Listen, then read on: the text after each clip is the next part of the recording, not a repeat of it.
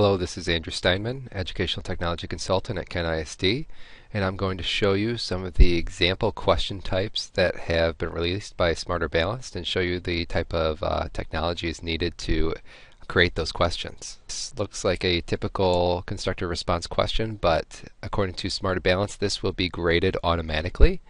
And there's a set rubric that they have created to grade that. Currently we do not have that technology, but if that was available, that would be fantastic. This is a multiple choice question, pretty standard. One thing I do want to point out is that this part of the assessment is built to be dynamic, meaning that it reacts to the students' responses, and so based on their response it will give them a specific question. Okay, in this question here, the student needs to rearrange the sentences down here into the correct order. In the actual Smarter Balanced Assessment released items, this looks a little bit nicer. Unfortunately, I had some issues with creating a option that had two lines. While these are connected, I can drag them together. The box does not extend beyond the first line.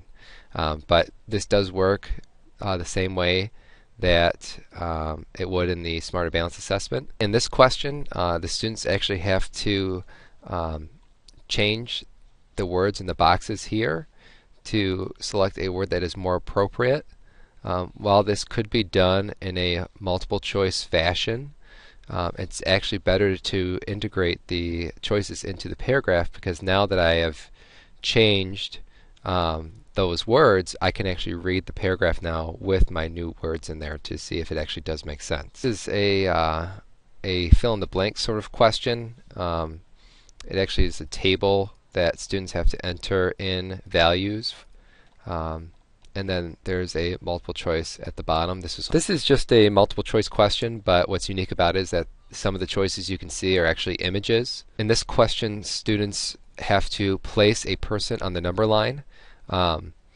Now, in the original question, the students could just click on one of the people and then click on the number line, and that person would be placed on the number line. And it was designed that way, I think, to work with tablet devices. Our question type here in Moodle, we can't do that, and so the students have to physically drag and drop the person, and you can see there's some crosshairs that they have to line up.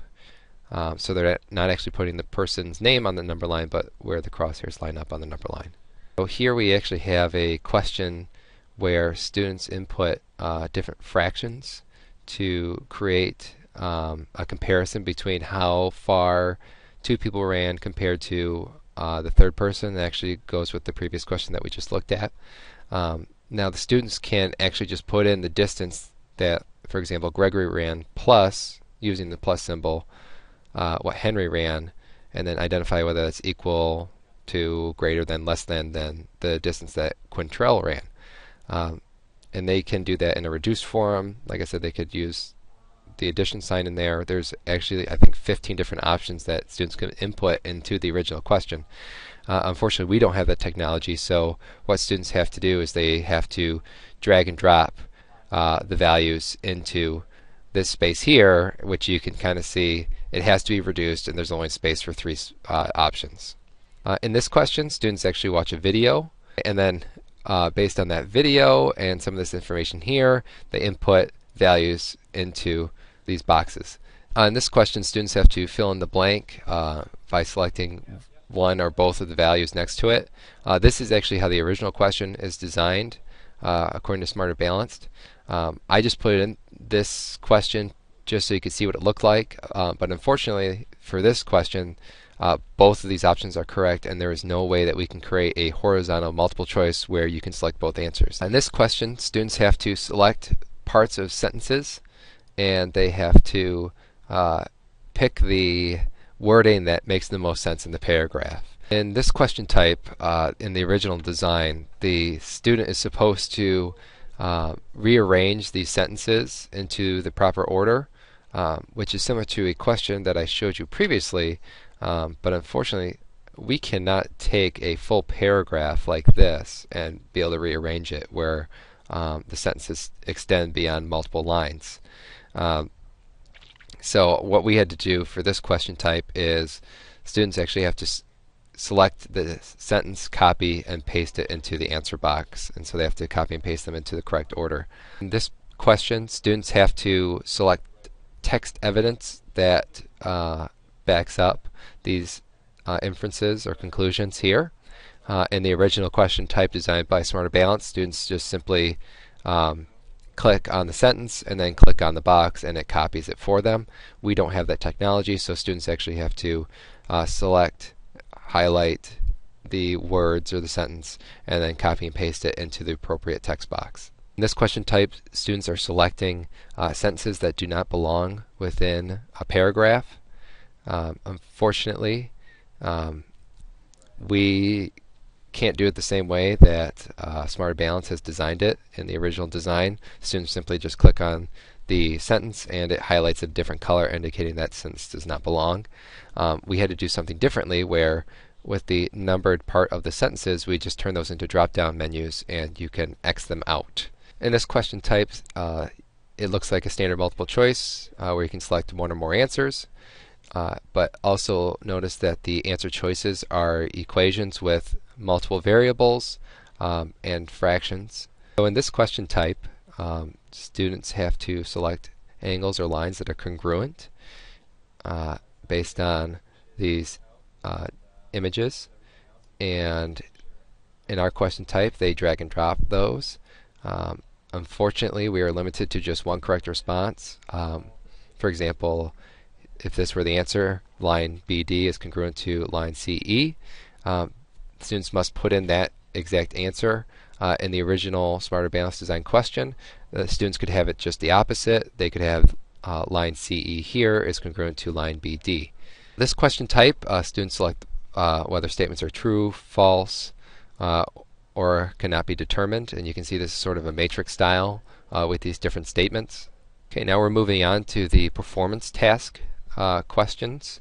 And in the original design from Smarter Balanced, some of these questions are answered on the computer, while some of them are answered on paper. And you can see with this question, it includes video, there's reading of an article, and images that students will be looking at in order to answer some questions.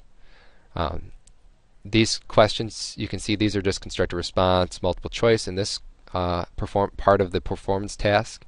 And Smarter Balance has not identified these as being graded automatically, but they have a very similar rubric to the constructed response questions that are in the computer adaptive part of the assessment. This is the second half of the question that we just looked at, and basically the students are reading the article and watching the video and looking at the images and answering those constructed response questions in preparation of writing an essay.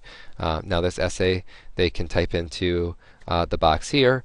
This is the first part of another performance task assessment, and as I scroll through here you can see there are parts that are graded automatically where students just have to enter values or words, and then there's parts that students have to explain or show the reasoning. This is the high school performance task, and it seems kind of similar to the robot performance task. The big difference though is that the drawing that students are doing, you can see this diagram here, they are actually doing that on the computer.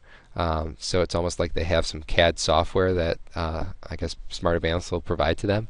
We don't have that ability in what we have available to us, and so if we were to do this, it would be something that students would have to do on paper. And you can see in this part of the performance task, students actually have to use a spreadsheet, and this is just an image of the spreadsheet. But in the actual Smarter Balance assessment, students are supposed to be able to interact with the spreadsheet and create formulas that will calculate the phone expenses for these different months and the totals. We cannot do that, obviously, within Moodle, and so what we've done, we've provided them with an Excel spreadsheet that they can download and then re-upload when they answer the questions associated with this performance task.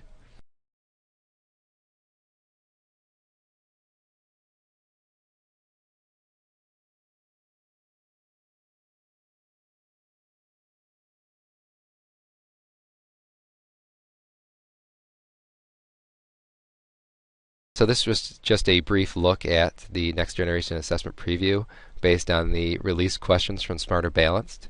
As you could see, there are some limitations that we have. I think that Smarter Balanced is also dealing with the same issues, but we are trying to make this work the best we can within Moodle, and it would be great if we had a tool that could actually do all of these question types the way that they were originally designed to be, not only so that we could have a better functioning assessment preview, but so that teachers can give these types of questions to their students, because it's important that students see these types of questions and experience them before they reach the Smarter Balanced assessments.